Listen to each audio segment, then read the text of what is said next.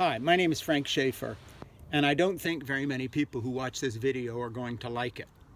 I don't like it myself, because when you tell the truth about the situation we face, it's sometimes not popular. Let me start by saying that I come from the religious right. My family were leaders in the formation of the religious right in the 70s and 80s. If you have hated the years in which Donald Trump is president, if you lament and mourn, as I do, the slide of the evangelical subculture into a Trump personality cult, then blame me and my father, my family, and the people we worked with, like Dr. C. Everett Koop, who became Surgeon General, President Ronald Reagan, the Bush presidents, all of whom we knew, Gerald Ford and others, who began to use evangelical Christians as a kind of a cannon fodder to build their conservative movement, and then their far-right nationalist white movement. We are where we are today because my family and others like me played a part in selling our country down the river for access to power. I repented of this more than 35 years ago, and I fled the religious right and have made my living as a writer, a novelist, a commentator outside of the God business. That's my background. What I'd like to say now, though, as we head into the new year, is something that you are not going to want to hear. We all talk about getting 2020 behind us and moving into 2021 as if somehow COVID, the virus, our political leaders, events outside of our control follow a calendar where we can kind of sign off one year and start a new one. This is an illusion. Let me remind you of something. History does not follow timetables. When World War I started and then World War II started, one thing was the same in both. Everyone on both sides of the war said it'll be over by Christmas, in a few months. It wasn't. We have a vaccine rollout, an amazing, miraculous vaccine that was invented in 1 year by brilliant people from Turkey, from Germany, from the UK, from the United States and others, who worked tirelessly on yours and my behalf, that is now being wasted because Donald Trump fumbled the rollout the way he's fumbled everything else. We don't have a national health care system. Everything's being left to local officials and the states with no help from the federal government and no funding.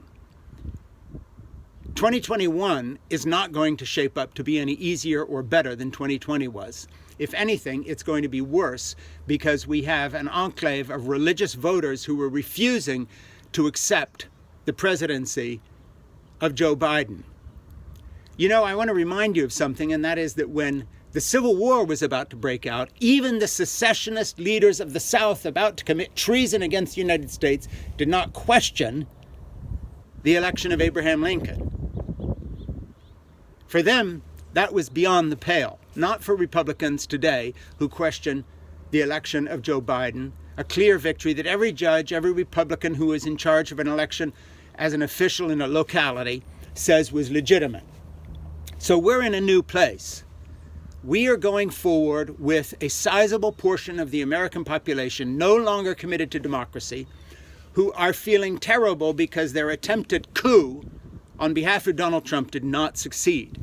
We are going forward carrying the baggage of Donald Trump. That means we have a failed vaccine rollout, which is going to take far longer than we thought, in addition to which, because health issues have now been politicized, even wearing a mask has been politicized, there is no guarantee that enough Americans will get the vaccine, no matter how the rollout is conducted. Not just the anti-vaxxer lunatics, but other people who somehow as a protest are still saying this isn't real. And so we face a future in some ways less uncertain than we did as a country going into the Civil War, when democracy was acknowledged to have worked and the disagreement was over slavery, over the South, states' rights, and other things, not over the basic constitutional issues of how elections work. Say it again.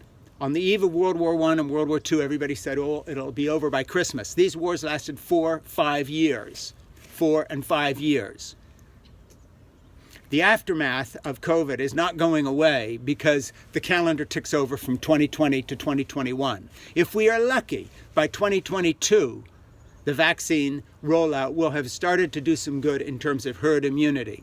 If we are lucky, by the end of Joe Biden's presidency, he will have gotten us back to where we were on the first day of Donald Trump's presidency in terms of restoring some respect and some sanity and some international standing and some viability in this country, and no longer coddling billionaires at the expense of everyone else. If we are very fortunate, we will have the acumen to look at those terrible and frightening photographs of our empty cities with foxes and coyotes and other things wandering around our downtown areas, and be reminded that if we do not address the cataclysm that really awaits us, which is not COVID, to which it is a Sunday school picnic by comparison, I'm talking about climate change and global warming, we will make COVID look like a dress rehearsal for something far greater. So don't delude yourself.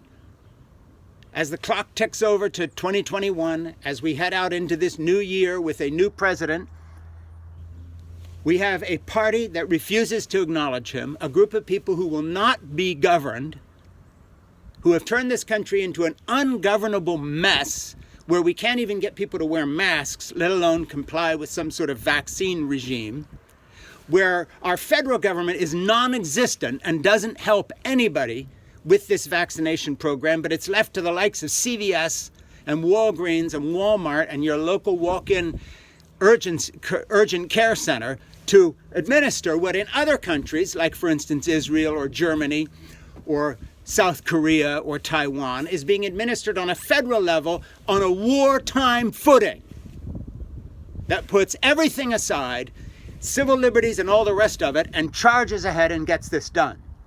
Our idea of freedom in America today, going into 2021, is personal license and selfishness. I have a right to carry a gun with a 100-round magazine. To hell with the mass murders. I don't care about that. I have a right to this gun. I have a right not to wear a mask. I have a right to say that the election was phony because it suits me and my conspiracy theories, irrespective of what the truth is. Well, the party is over. 2021 is shaping up as worse than 2020. The world war we are in against COVID and the world war that is coming right on its heels against climate change has yet to begin.